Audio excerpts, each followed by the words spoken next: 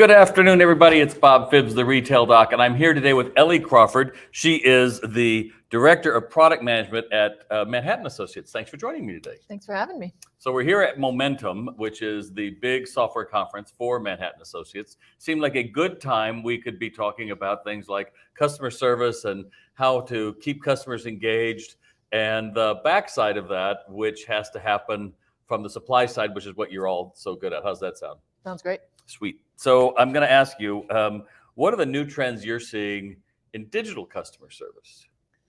So in digital customer service, we've made a lot of investments in the past few years to provide retailers with self-service tools for their customers. So, Why is that? Because their customer service agents are drowning in simple requests. Where is my order? Can you cancel this? Can you change my shipping address? Agents don't want to be dealing with those simple requests. Retailers don't want to be spending costs on agents dealing with these simple requests, right? They want to free them up for more complex tasks, like I have a delivery delay and need an appeasement for this very specific scenario. And customers, frankly, want that autonomy. You know, most customers more and more are digitally native. I don't want to have to chat with an agent or call an agent to change my shipping address or cancel my order or track my shipment. I want to do it on my own phone, right? So we've invested a lot in giving customers those tools to do those things themselves. Yeah, I think that's so interesting. I was talking to one of your customers outside, and before they got Manhattan, he was telling me how when they walked in, they said, well, tell us about your customer service. He goes, we get over 9,500 calls a month. And I forget what the acronym was, but it's where's my stuff, whatever that was. WSMO, where's my order? Yep. See, WSMO, you got to know the language here. Yeah. And he said, well, who answers that? And he goes, oh, it's all done in the stores. And I go, and how do they answer that? And it said, yeah, the associates go, I only know what you know. And so can you get rid of that? And I think that's the whole thing that we're talking about here is how do you get rid of friction for the customer, but also friction for the associate? Because all we keep hearing is associates are feeling overtaxed and they're quitting more and more because we say, I want you, you've got personable. Oh, and you like people. Oh, great. And you like to help people. Oh, I do. But you're going to have angry people talking to you because they can't do it themselves, right? Right. So what are some of the unique things about how you approach that digital customer service for those retailers to be able to offer something different than call a number, send an email, or go to your website and try to find that magic button, which is hidden because we don't really want you to. Yep, love that. So our offering, digital self-service, is a part of our enterprise order management offering.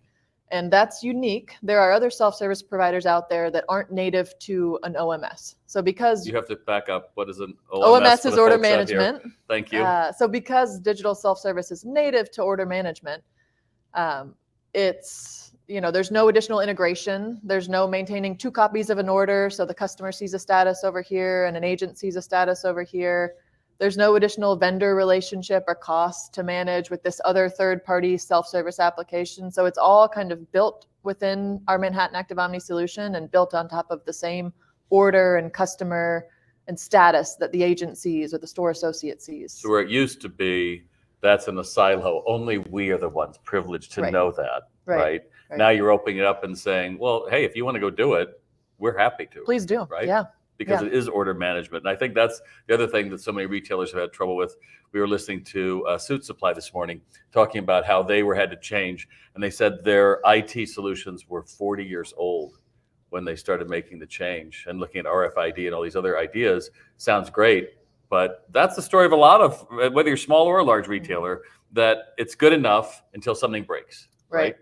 But what I think I'm hearing from you as we've been talking is there's a different consumer out there now than my age, which is 65, and we just put up with it. Like, well, I guess I got to go to the store, or I guess I got to write a letter, or I'll go to that chat bot and I'll be waiting your number 8 in line, right? That's not who you're designing these things for, right? Right. No, these are digitally native customers who they don't want to wait in line or have an agent call them back. They want to do it themselves right now on their own device.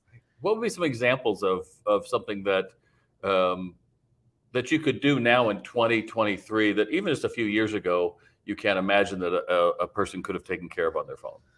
Yeah, so the kind of bread and butter of self-service and the other providers also offer is I can track my order, like where are my items, where are my shipments. I can create a return or an exchange. So where is my shipment? Is it delivered yet? And then I'm not happy with it. I want to return it. So that's the basics. And there are a lot of providers that offer that. But what Manhattan also offers that's unique is we allow customers to cancel their orders, change their shipping address for BOPIS orders, so buy online, pick up in store. They can really own that experience. So they can extend their pickup window if they're not going to make it to the store in time. They can add an alternate pickup person if their partner needs to pick up the order. They can ship it to them instead. So this one's really interesting. I placed a buy online, pick up in store order, but I got my final pickup reminder, Ellie, your order's ready, and I'm not going to show up. I'm busy, I'm out of town, whatever. So that's no-shows are something that retailers are plagued with, right? Like 30% no-show rates are not abnormal. So those are lost sales. What we can do is say, hey, Ellie, we know you're not going to make it to the store. Can we ship it to you instead? And the store, seamlessly from self-service, the customer can say, sure, ship it to me. Here's my address. And the store sees that in the Manhattan Active Store application. They see this pickup order is now converted to a shipment. Go pick it and pack it and ship it. So that's a really cool way to drive revenue. That's a huge, well, and that's the other thing that we talk about is that lost sale is the ability to say yes versus we're closed. We're just closed. Sorry, you can't pick it up. You'll have to come back tomorrow. Find another time. Call someone, the manager, call this customer service number, right? Yep, absolutely. And give us a 10 for our customer service. Yeah. They don't want to do that. No. And the other way, so speaking of turning a no into a yes, so that's, I placed a pickup order and I just changed my mind. I want you to ship it to me. But an even cooler scenario is I placed a pickup order and the store's out of stock. Like, store inventory accuracy is notoriously terrible. So if I place that order and the store doesn't actually have it, or maybe a walk-in customer grabbed it, usually we get that dead end email. I'm sure you've gotten that's like, sorry, we don't have it. Good luck somewhere else, right? It's very dead end, no other options. But we can actually check inventory in the network and say, do you want us to ship it to you instead? Like, so sorry, we didn't have it. We'll ship it to you instead. So that's another way to kind of save those sales for BOPIS flows. And nobody has to be involved in that. That's no what humans. I appreciate. It's great. Right? I mean, it's like, think about how hard that would be. Send them, call them. Yep. Where are you? Finally get them on the thing. Oh, could we ship it to you? Yeah. You got something to write on? Like, all that stuff. Right. And it's all friction. I think that's the other thing that they remember the friction. We don't remember the 10 times out of 10 you were great. We remember that 1 out of 10 times you were horrible. Absolutely. I hate them. They're awful. Well, so as we're talking about doing return, there's also reverse logistics because stores were built to take merchandise in and then it goes back out the front where it's sold or it's returned to a DC and it's done. And now we have customers who are being encouraged to return things to store. And that's just because we're being generous, or is there a reason why we want people to go to the store? There are some reasons. So getting customers in the store is always a win. Like driving store traffic, always a win because there's a chance they'll buy something, right?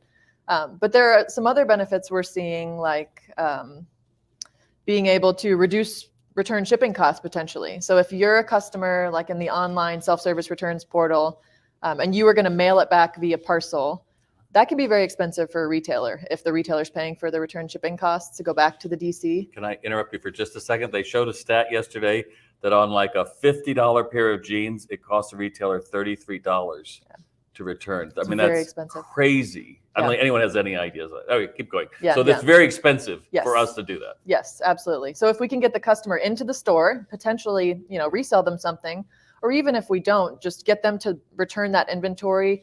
Best case, it's in good shape. We can sell it in the store. Worst case, maybe we put it on a bulk pallet and ship it back to the DC rather than each shipments via parcel, back to the DC. And those trucks are going back anyway, right? Correct. Yes. So we don't want empty trucks. We talked about that yesterday. If you tuned in for our conversation about sustainability, you want to have trucks that are full somehow. Right. So why not do that? And when returns options are being provided, how are they changing their strategy to get those returns back on the shelf? I mean, in the old days, it really was just a matter of, okay, I got it back, got to put a tag on it, and then put it up on the shelf. What are some other ways? Because I think I heard from in the keynote yesterday that the idea that clearance actually sells better online. That you would think, oh, they should put the clearance stuff right out. Maybe not, because now it's on this ugly rack and it's one of a kind orphan little items versus the website still looks pristine. Right, right. So what are some ideas around that with how you get rid of that clearance or how that return plays into that ecosystem? Sure. So, yeah, if let's say an apparel item like a shirt is being returned to a store and maybe it was from last season. Like they want the latest and greatest in the store. They don't really want to stock this on the clearance rack in the store, but that return comes into the store.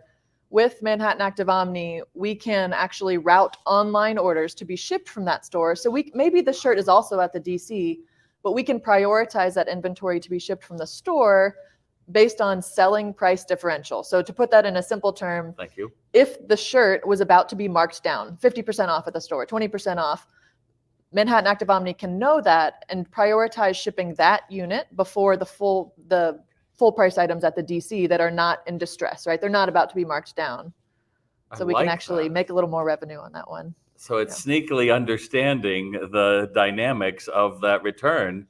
And more importantly, everybody wins. I mean, you got your return. Great. It's a year-old shirt, right? Mm-hmm. And now we've got something else to do with it. How does Manhattan help provide that return experience for a customer? I mean, how important is that in that ecosphere you're building with reverse logistics and returns and buying? Yeah, so it's super important. There's a lot of data out there that shows that returns experiences directly impact retention. So if a customer has a bad returns experience, like you said, that 1 out of 10, chances are they're not going to return to do business with you again. So we've got these great self-service tools for customers to create returns. They can create exchanges without the help of an agent. But what we've added in the past year is the ability to get them their refund faster. So this is a huge factor, right? Everyone's ears perked up with that. Like, really? What's that? Money in my pocket? Yeah. So rather than waiting until, like traditionally, you ship a return from your house, the carrier delivers it to the distribution center. Someday, yeah. It takes a couple days for them to open it up, disposition it, and process your refund at the end of all that.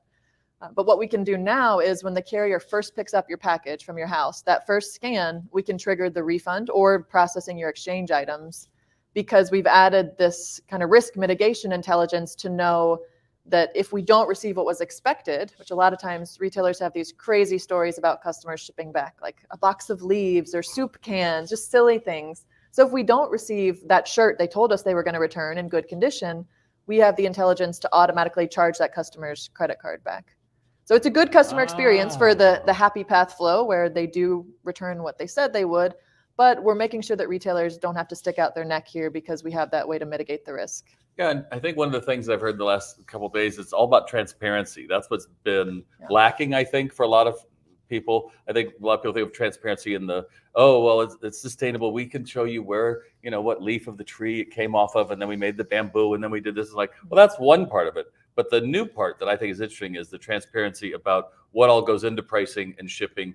And even in carbon footprints, we were talking about hopefully someday you'd actually see the carbon footprint of you wanting something next day versus wait a couple of days. Right. I mean, so what are some trends or what are some of the processes that you think that help to, that our retailers out there should do to avoid this discouraging a customer? What are some things that, in this day and age we just talked about, all right, the bad things. Mm-hmm. So what are some things to avoid all of that?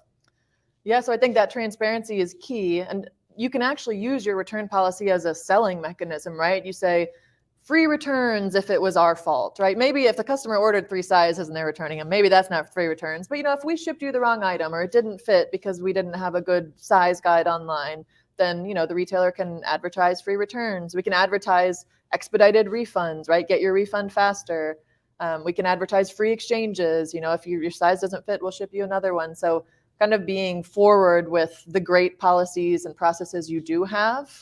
Self-service returns is another one, right? If a customer knows they don't have to call an agent, that's a selling point. So that's one way of looking at it, is look at how easy the returns experience will be. So yeah, take a risk and buy that product. If it doesn't work out, it'll be easy to return it. Which also sounds like you're a heck of a lot more confident retailer about what you're selling. True. Yeah. Nobody wants any surprises, right? Well, I think unless you have any questions, we got a few people chatting in here. You have any questions for us? We're live.